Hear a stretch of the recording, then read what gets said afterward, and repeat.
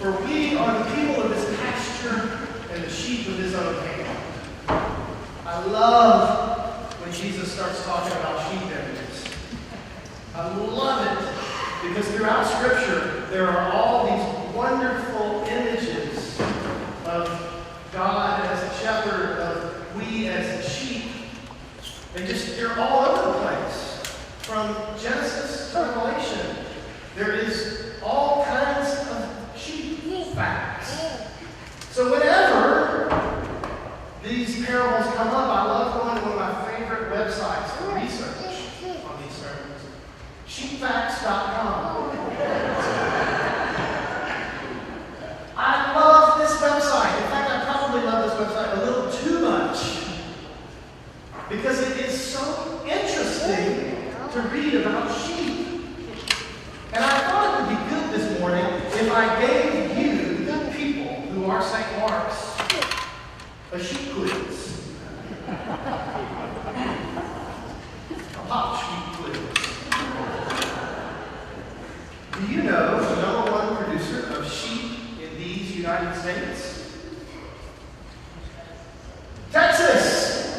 Very good! See, now that's something for us to hold our hats, hang our hats on. We're the number one producer of sheep in the United States of America. We produce a lot of sheep, but the ratio of sheep to people is about 1/10 of 1% of sheep per person. So there's not a whole lot to go around. We produce a lot of sheep, but in comparison to how many people live here, not that many, right? And keep that fact in your mind, okay? Who do you think is the number one producer of sheep in the world? Australia? New Zealand? All good guesses? Scotland? China. Who knew the Chinese were good shepherds? I did not. Sheepfacts.com. China is the number one producer of sheep in the world. Okay, now there is a myth that's out there, and I want to see what do we generally associate with sheep? Wool. Okay. Maybe I should rephrase the question, but very good answer, class. Meet this. We sometimes say sheep are fill in the blank. Followers. Something else we say is a little harsher. Stupid. Now admit it, you thought about it, didn't you? That's a word we don't like to use in our house, by the way. In fact, we've kind of banned that word. We don't like it. So if you say it around my daughter, you might get called out. But we do say that about sheep. Well, according to sheepfacts.com, this is indeed a myth. There is evidence to support that sheep are not as dumb as we think they are. They are, however, very good followers. In fact, they have a very strong flock instinct. And we sometimes mistake that for stupidity. We sometimes take that as a marker of their intellect. Now, sheep can actually have intellect, but the fact is that they have shown that as animals they can solve some problems. They can respect boundaries, and they can be taken from place to place because of this very strong flock instinct. But my favorite sheep story comes from New Zealand. New Zealand has some great sheep facts. And that is, about 10 years ago, the ratio of sheep to people in New Zealand was 20-1. If you move to New Zealand, you can have all the sheep you can handle. 20-1, people. Remember Texas? 1/10 of 1%. New Zealand, 20-1. Think about that. There's more sheep than there are people. And even today, they do regret to inform us now that in New Zealand, the sheep population has dipped dramatically. And the people population has And so the ratio today in 2013 is a mere 7-to-1. And sheep are important in New Zealand. New Zealand is like the 4th or 5th largest producer of sheep in the world. And so there's this great story that comes from New Zealand about 10 years ago. And it's about a sheep named Shrek. Shrek was a merino sheep, merino wool. And he was on the land for about 6 years.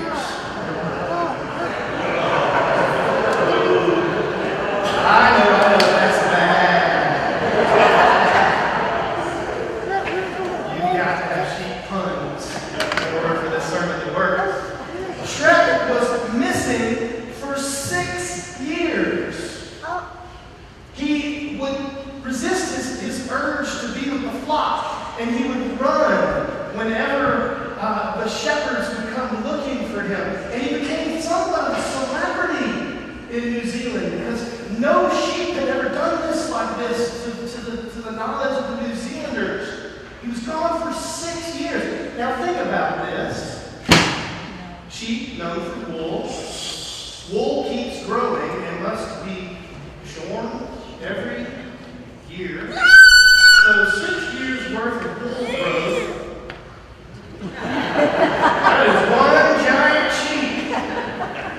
Shrek, when he was finally brought back into the fold and shorn, produced a fleece that weighed 60 pounds.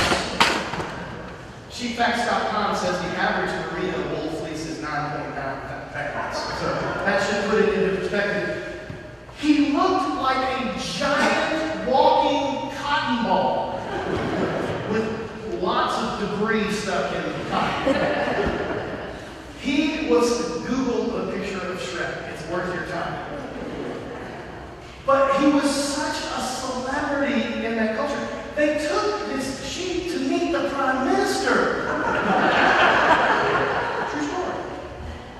So Shrek the sheep is a wonderful reminder of my own stubbornness and my own resistance to the flock mentality.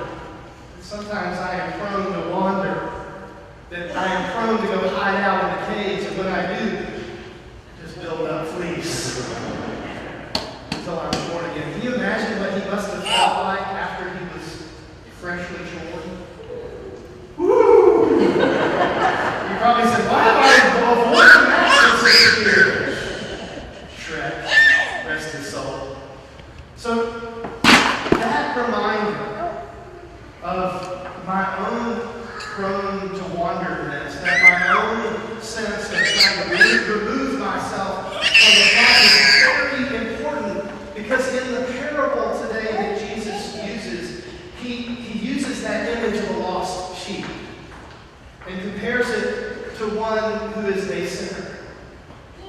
And he says to the Pharisees, to the scribes, to the good church-going folk of the day, he says to them, now look, which one of you, if you had a lost sheep, wouldn't go looking for it and then rejoice when it was found again?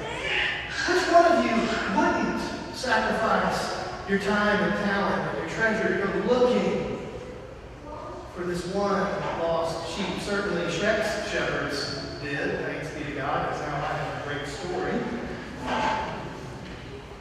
And it's important for us to think about that, because we are constantly, throughout Scripture, compared and called sheep.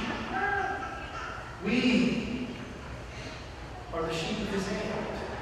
We are the people of his pasture, the sheep of his hand, the beloved, the ones who are prone to wander.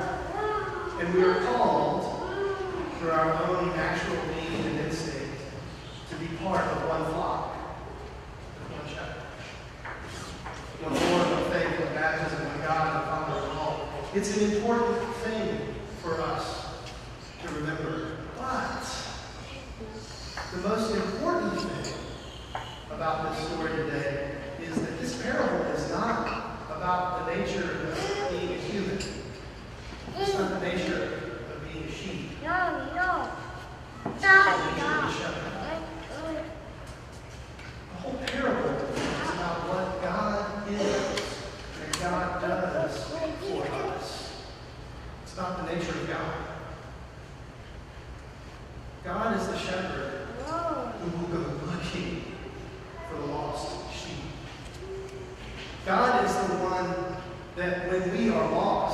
seek until we are found.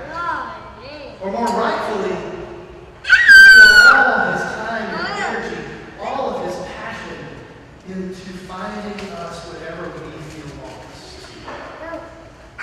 Now, what does God do when God finds us? He rejoices. But there's this wonderful little piece of the parable that's often missed. The first part is that he rejoices and he gently puts the lost sheep over his shoulders and brings it back to the flock, where he invites friends and family and everyone around to be part of the celebration, to be part of the rejoicing that we are brought together, one Lord, one faith, one baptism, one flock, one shepherd, one family of God. Beloved, cared for, more than we can ever ask or imagine. Now, friends, this is really good news. It's news that the world needs to hear more than ever. They need to hear that we are part of this flock that is loved, that is sought out, that is cared for by the Creator, Redeemer, and Sustainer of the entire universe. And you and I, individually, as lost sheep, are cared for. That you and I, as members of the flock of Christ, are loved. That you and I are part of this incredible gift, which is being called in the name of Christ, the body of Christ. I'm convinced that when we take that message out in the world, it can be received. I am convinced that when we take that message of love and hope and Christ's presence in our lives out in the world, it will be cherished. Because of our very own natural instinct by who we were created to be. We were created in the image and likeness of the shepherd. We are created as this one flock to be together, to be called together in love. Even the black sheep, even the lost sheep, no matter where they may be, we trust that God will find them and bring them to us, and then we together will rejoice. Because we'll remember that we were once lost, but then found. That we will remember that one of those days when we were up in the caves growing mold. We'll remember the time when it felt so good to finally get rid of that baggage, that extra wool that we had been carrying around for so long. Not because of anything that we did, because of the gracious love of the shepherd who seeks out his sheep today and tomorrow.